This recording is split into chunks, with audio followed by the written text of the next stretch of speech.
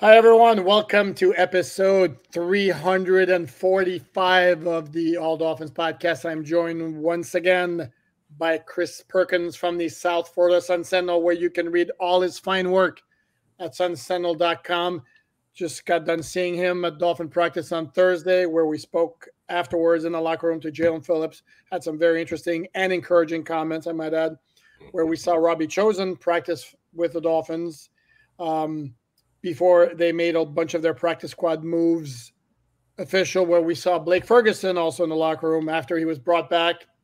No surprise. And we'll discuss all of this and more in a second.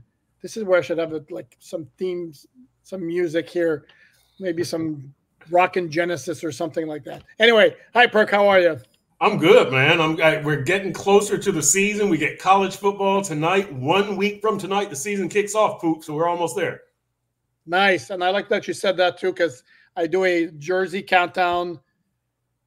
The three best players who wore the jersey number corresponding to the number of days left until the regular season. I don't do it with the Dolphin season because, again, as I've always said, the season starts with looking at the AFC standings because the Dolphins are shooting for the number one seed, as with every team. So that game next Thursday night, which is Baltimore and Kansas City, yes, has an impact on the Dolphins, potentially, indirectly, at some point. Who's playing the college game tonight? I don't even know.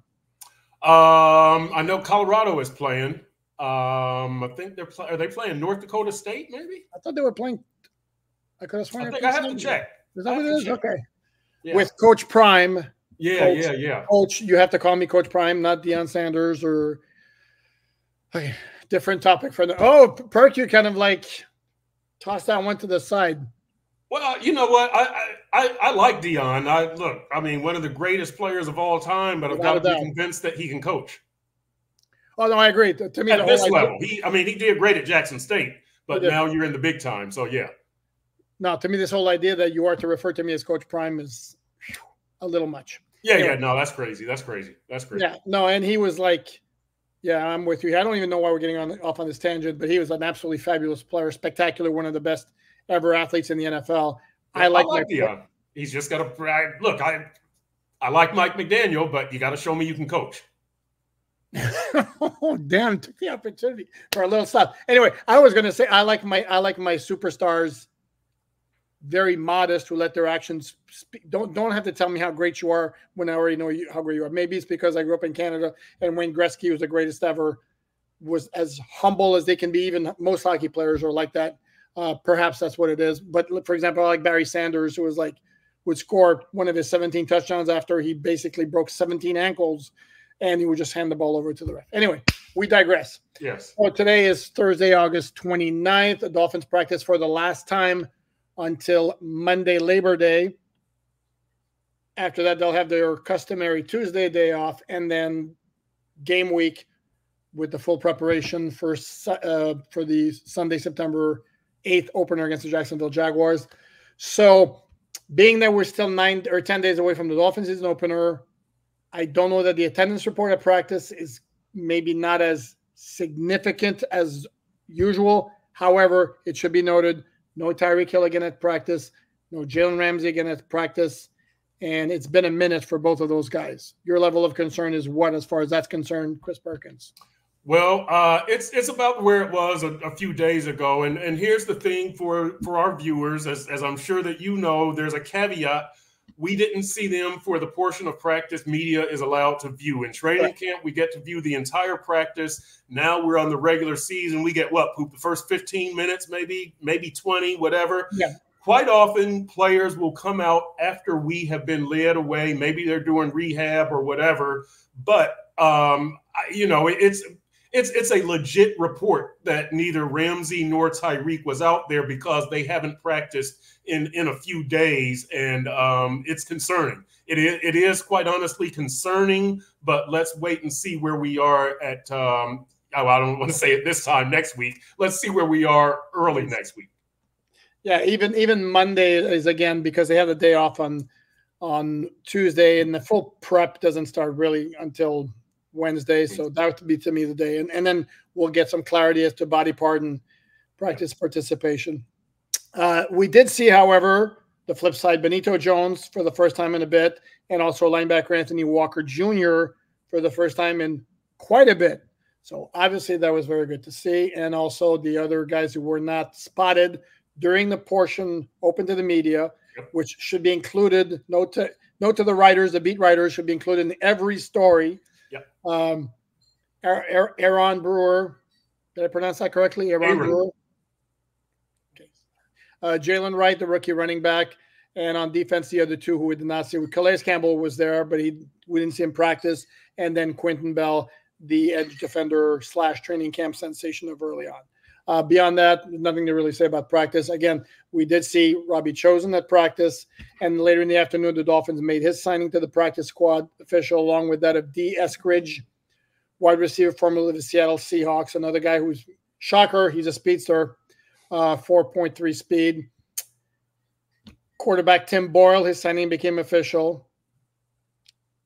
And then defensive tackle Naquan Jones, who had been waived by the Arizona Cardinals. The Dolphins also released Anthony McFarland Jr. from the practice squad, which is kind of interesting. The Dolphins have 4 running backs on the active roster, so they don't necessarily need that many right now, but interesting nonetheless. Dolphins, by my calculations, now have 13 players on the practice squad, and will certainly fill up those final 4 spots. Thoughts on Robbie Chosen being back? I like it. He's a guy who knows the system. He knows the quarterbacks. He's a local guy. He was here last season. So I see nothing but upside from this move. I'm a little bit surprised that he was available, considering he was in the league last year. And I thought he showed himself to be serviceable. But, look, he's not in high demand nowadays. So it's a good thing that this particular signing or acquisition worked out for the Dolphins. He ought to slot right in. I could almost see him being active for the Jacksonville game. We'll see how things develop, but considering he's got some familiarity and the Dolphins might have a need, I could almost see him being active for that game. And I would tell you that if that's the case, that would not be good news for the Dolphins. And that's nothing against Robbie Chosen, right, because that would mean that either Tyreek Hill or Jalen Waddle are less than 100%, or there are some injury concerns, because from what we can see, Braxton Berrios is fine. Malik Washington is fine. Jalen Waddle was spotted again wearing the red no-contact jersey at practice. He was there again. Tanner Connor, same deal. So if Robbie Chosen is active, you don't need 5 active wide receivers. Correct. So this would indicate to me that there's an issue with one of the other guys. So from a Dolphin standpoint, no thank you. Let's have him there when there's a need. And then there's another guy also, Eric Ezukama, who Mike McDaniel talked about before practice on Thursday, kind of suggested McDaniel basically didn't separate between active roster and practice squad. They looked at the totality of the 69-man roster, or 70 in the Dolphins case, and basically suggested that Ezukama was part of that. But it could be a case of how many times are you going to need him throughout the year. So, and the question to me, if the Dolphins did have a need to elevate practice squad wide receiver for the opener, you would do Chosen before Ezukama? I think, well, I'm not sure of Ezukama's health. That's, and so if you have a slowed down Hill and a slowed down Waddle, I would rather have a 100% Chosen than an 80% Ezukama. So that's why I would say that it's you got to have somebody, some healthy reserves out there. Although this is where I will point out that Ezukama was at practice and he was looked fine to me. Yep. Yes. Another newsy thing that came out today, and I wrote about this on Miami Dolphins on SI, where today, again, tons of content. If you're a Dolphins fan, there's a ton of content on the site every day, and it's free, no paywall, no shot intended at anybody here. I'm not mentioning any other outlets, but there's no paywall, unlike the other outlets that cover the Miami Dolphins on a daily basis. Yep. The Shaq Barrett story did an interview with Kay Adams on her very coolly named podcast, Up and Adams. Kudos for who came up with that. Yeah. Where he's talking about maybe I would consider playing again this season. However, he said added very stringently it would only be for one team. And spoiler alert, that team's not the Miami Dolphins. This is where I point out that Shaq Barrett currently is on the Dolphins reserve retired list. And it's not as simple as Barrett saying, I want to come back and I'm going to go play for the team of my choice. And there you go. Dolphins own his rights. So somebody would have to play nice with the Dolphins to make it worth their while to let Barrett out of his obligation of basically having signed his contract and right before training camp saying, no, I'm going to retire. Yep, and the Dolphins should do that because, look, we all understand why Shaq Barrett did what he did. His daughter drowned in the family pool in 2023, and he and his wife have had another daughter, I believe another child since then. And one of the things that Shaq said was, my family is very important to me. I want to focus on my family. That's 100% understandable. In the business of football, however, which is different than the business of life, the Dolphins had their plans disrupted, and they would probably like to be compensated for that disruption as opposed to just being nice guys and letting Shaq Barrett go to, the team of his choice in the city where he lives, which would make it very convenient. So, if I'm the Dolphins, definitely I want a draft pick, and it would probably be a 6th or 7th round pick. But I want another Malik Washington. I want another Patrick McMorris. Give me a chance to get somebody I can use for this disruption. And if I was the Dolphins, that's probably the only way that I would play it, understanding that Shaq Barrett didn't try to screw you. He was trying to take care of his life, but this is the business of the NFL.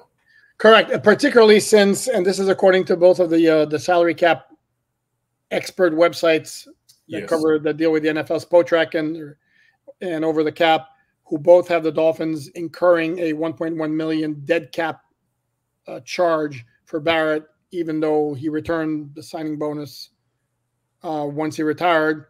So the Dolphins aren't just going to be like, well, you're going to cost us 1.1 against the cap and we're supposed to just let you go after you change your mind? Yeah, don't think so. So, yeah, the Dolphins would be more than within their rights to say, okay, you got to give us something. Yeah. Speaking of, you mentioned Pat McMorris. This is where I forgot to mention fairly early. He was placed on injured reserve on Thursday. This is when the Dolphins re-signed long snapper Blake Ferguson, as I told you they would. Yep. This was a movement. And again, for those who are not familiar with the rules, in 2024, the NFL allowed teams to have 2 players on cut-down day that they could designate immediately as being on injured reserve, but designated to return. Everybody else, and before this year was everybody who could return, everybody else needed to be on the initial 53. So if the Dolphins knew all along they were going to put McMorris on the 53, on IR, but they're also going to do that with Cam Smith and River Craycraft, well, then they needed an extra roster spot to be able to carry that guy on the initial 53. And this is where, you have a discussion with Blake Ferguson. Blake, you cool with that? We're going to release you and then we sign you right back. And for those wondering about his contract, yes, it's an entirely different contract, but the previous contract he signed, the extension, was all about a signing bonus, which he got already. The rest of his salary is, unless I'm mistaken, is pretty much minimum salary, veteran minimum anyway. So now he's got that back, and maybe he got another signing bonus for his troubles. I'm not sure. But again, there's no financial hit to Blake Ferguson for accommodating the Dolphins, with the understanding he was going to be back all along. And technically, I don't know if it's ever happened. That would be wild if you have an agreement with a player that we're going to release you and we'll re-sign you, and the player winds up signing with somebody else in the meantime, which technically they could do because they become a free agent. Yeah, that would be a bad business practice for the player. That would be called burning a bridge. Oh, yeah. I wonder if that's ever happened. I would think an agent would really advise a player, let's not do this, because this is not only going to hurt you, this is going to hurt my relationship with other teams around the leagues. I try to negotiate contracts and get players in. So I would be surprised if that's happened, but maybe it has. In the whole history of the league, I guess it probably has, but probably not more than 3 or 4 times. That would be almost like agreeing to become the head coach of a team and then shortly thereafter deciding, you know what? No, I think I'm going to stay with the New England Patriots. And then, well, I'm sorry, what? Did I go there? Josh McDaniel, what? Huh? What? Oh, no, there's another one. I was thinking Bill Belichick, actually. I was thinking Bill Belichick. Yes. Oh, yeah. Josh McDaniel also with the Indianapolis Colts did that as well. So apparently it's kosher for the coaches to do that, not for the players. Not nice. You don't do that. You don't do that. Jalen Phillips spoke to the media after practice on Thursday, and the quote that stood out to me is, how exactly did he say it? I'm rolling. I'm ready to roll. Something along those lines. It was like very nice. And he kind of didn't practice a ton lately, didn't play any of the preseason games, so maybe there was some uncertainty, maybe, but he made it sound today like, I mean, he is full go, ready to kick some butt. Yeah, I wasn't there for the Jalen Phillips interview, but I will say this: looking at Jalen and looking at him today in the locker room, and everything was positive. His demeanor, his body language, his smile, just everything was very positive, very upbeat. And Poop, it really gives me more confidence in the way that the Dolphins are handling some of these injured players, because we haven't seen Jalen Phillips out there doing a whole lot. But listening to him or just observing him from afar, I didn't listen. I observed that interview from afar. I was talking to other people in the locker room. It just seemed so positive. It just seemed like, all right, Jalen is ready. So that gives me a lot of faith in Jalen, which I've always had. And it gives me a lot of faith in the Dolphins practices here, that when you don't see Tyreek Hill and Jalen Waddle and Jalen Ramsey and Aaron Brewer, that, okay, maybe there is really something to this kind of unprecedented approach, kind of this over the top, we're going to let you rest approach, that maybe it will produce some really instant big results with guys like Jalen Phillips and Aaron Brewer. So I'm encouraged by body language. And quite honestly, I went straight to Publix after leaving the Dolphins, so I haven't read a whole lot. I did read your story on Shaq Barrett, so I'll have you know that. Well done. Yes, yeah. So I know what side my bread is buttered. And but I was just encouraged by looking at Jalen Phillips today. Yeah, and newsflash, he was completely cut. I mean, yes. For those of us who've heard us talk about it on the show, I mean, that dude is put together. Yep. He works on this physique. Let's put it that way. Yep. Damn it, I forgot my train of thought. You know how to see how that goes? And the train of thoughts goes. Oh, you mentioned there it is. I got it. You mentioned Aaron Brewer. Yep. We should point out before practice, we asked Mike McDaniel, actually, Joe Shedd asked Mike McDaniel if Aaron Brewer has begun taking snaps, and McDaniel didn't want to go there. Yeah. And this is where, again, technically they don't have to. I know there are some fans who are like, cool, they shouldn't reveal anything either. And then, in fact, Mike McDaniel threw out the old competitive advantage term. But again, he's going to be on the final injury report with a game status designation, more than likely, next Friday. Or if he doesn't have a game status designation, means he's going to play. And if he's playing center, chances are he's going to snap. Yep. I don't know that it really provides a competitive disadvantage to tell the media right now. And by the way, they're fans, because again, when we ask questions, we do it as a conduit from the fans, you guys, to the coaches to get the information out there. We generally ask the questions that we think you guys want to know. Right.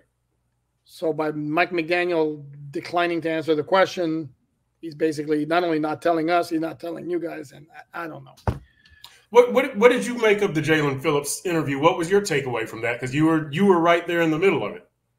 Actually, I was to the side, but thank you. But we'll be here all week. No, he sounded very, very positive. He said the thing that struck me is that every time he took another step, it was like he was pushing off. Made it sound like there were no setbacks, ready to go. And everything's all good. And then the question was asked about how much he wanted to play, or what his snap count might look like for week one. And he's basically like, oh, I'll play as much as I can, which also was very encouraging. And then the other thing that struck me as interesting is he was asked about his, goals in terms of sacks, and he goes, "Oh, I'm not really big in terms of setting goals, but I'm a double-digit sack guy." Okay, I think that's your goal right there. Yeah.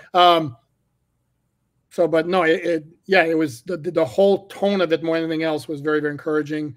Yeah. We spoke to Ron Armstead as well. By the way, you still haven't addressed the Aaron Brewer issue and whether I'm a grumpy old man or whether Mike McDaniel should be a little bit more forthcoming with injury information, understanding that technically he doesn't have to. Yeah, no, I don't. I think the whole competitive advantage thing is overblown by coaches, but I don't know how to back that up. Like that's so ingrained in coaches that I don't know what has to happen. And look, there's a mixture, as you've pointed out many times. Philly and San Francisco are pretty forthcoming, and they do pretty well. Like they aren't giving away a competitive advantage. But I think most coaches feel that, if I reveal anything about injuries or anything or a return date, then I'm giving away any small edge that I might have. So I'm okay with Mike McDaniel doing that. The funny thing is Mike McDaniel is so progressive and so forward thinking and so ahead of his time in so many ways, but he's just dug in with the old school on this particular issue. Except this is where I'm going to throw out a hypothetical. Yep. Or a very strong hunch that I have. Yep. Is the general manager's father used to work for Bill Parcells, and Chris Greer is like under that umbrella of Bill Parcells, who was very, very well known for do not tell anything to the reporters that you absolutely don't have to.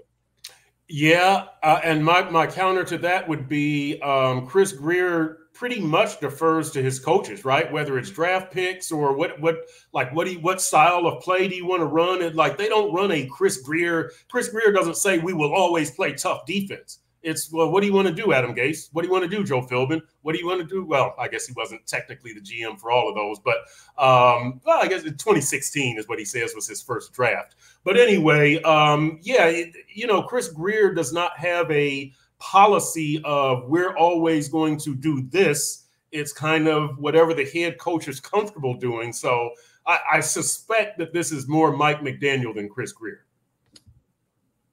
Let me counter again. This we having. Here we go. I do. You do like regular boxing, and I do rock'em sock'em robots. Sock'em robots, right? That again, this isn't. We're not talking about game strategy here or roster building. We're talking about philosophical approach in dealing with information being disseminated. And I don't know this for a fact. I strongly suspect.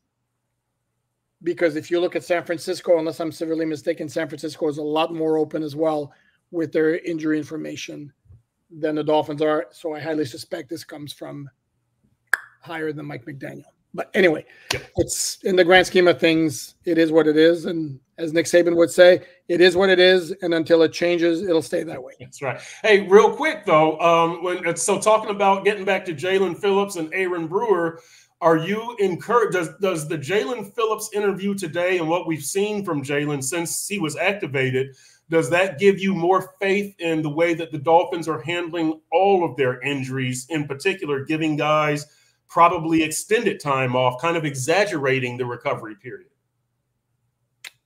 This is one of those where we will know the result, the answer to that as the season progresses.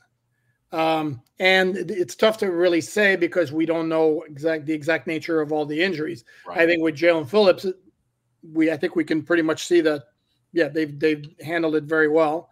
They didn't overload him once he was able to return to practice and came off PUP, held him out of the preseason games. And again, by all accounts, it looks like he's good to go for the start of the regular season, which I don't know that all of us would have said, that's going to be the target when he got injured. But as far as the other guys, and again, if you're going to err on the one side or the other in training camp, err on the side of caution. Yeah. I would rather risk a guy not being as sharp as he could be early in the season as opposed to somebody suffering a setback because you wanted to push the envelope a little bit too much. So whatever the balance is, again, if you know the extent and nature of the injuries, it's easier to make a call on that.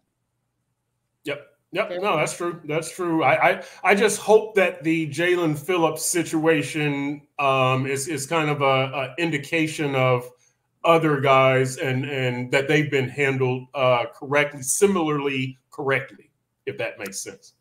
No, it makes perfect sense. And the truth is, again, is we don't know. And then as we've discussed before, this is a team that's, in fact, I saw a stat today. It's the oldest team in the NFL. This is per, I guess, initial 53-man roster.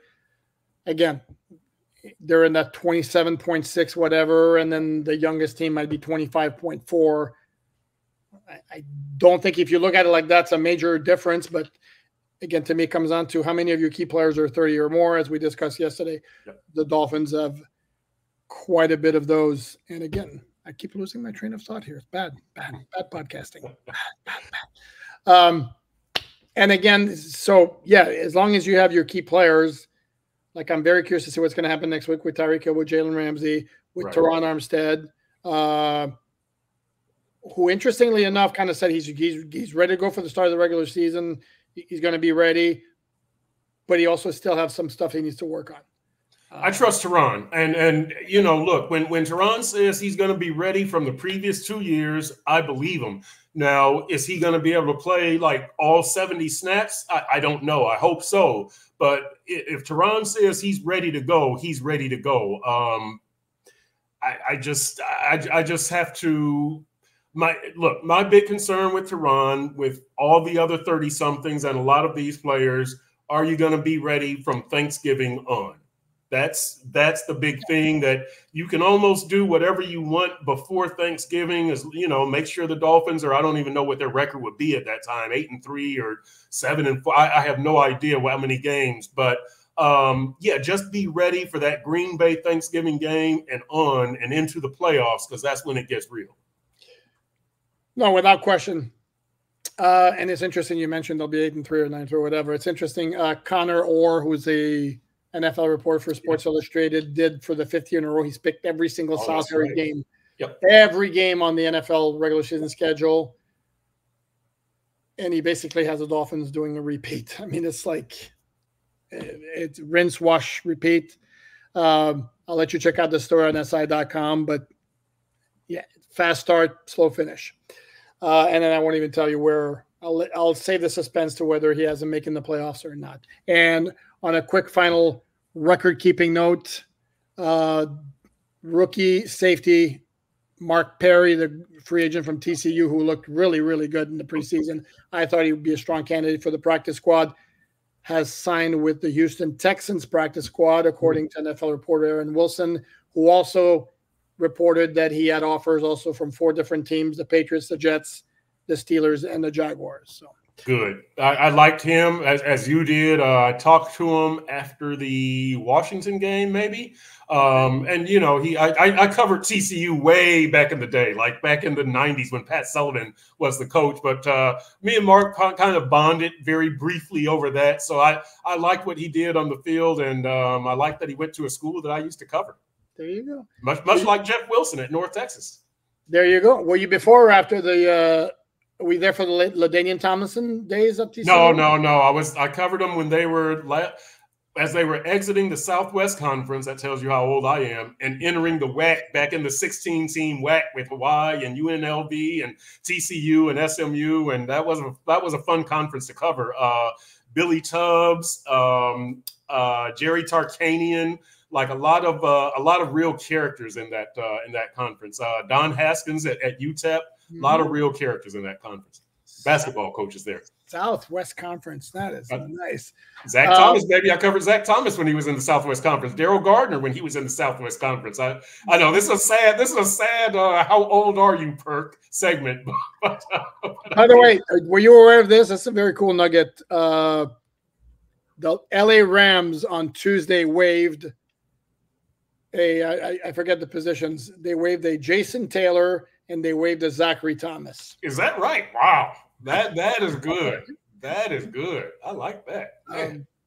Yeah, and I was a backup University of Miami beat guy. This is I'm going to date myself here, when they were an independent. Oh, I like that, man. How'd you like covering Jim Otto? Exactly. There were the good old Jimmy Johnson days. Yeah, Jimmy Johnson days. So anyway, on that note, we're going to wrap it up. We will be back tomorrow. Going to have PerksSunSentinel.com colleague, Sun Sentinel colleague Dave Hyde on. And I'm not missing that one. we might. Chris Greer probably won't watch it, but I will. That's your great teaser right there. We will be discussing Chris Greer in the column that Dave wrote. Please like, subscribe, share, do all that good stuff. In the meantime, have a great rest of the day. Perk, thank you as always. You have a great Labor Day weekend, my friend. Yep, you too.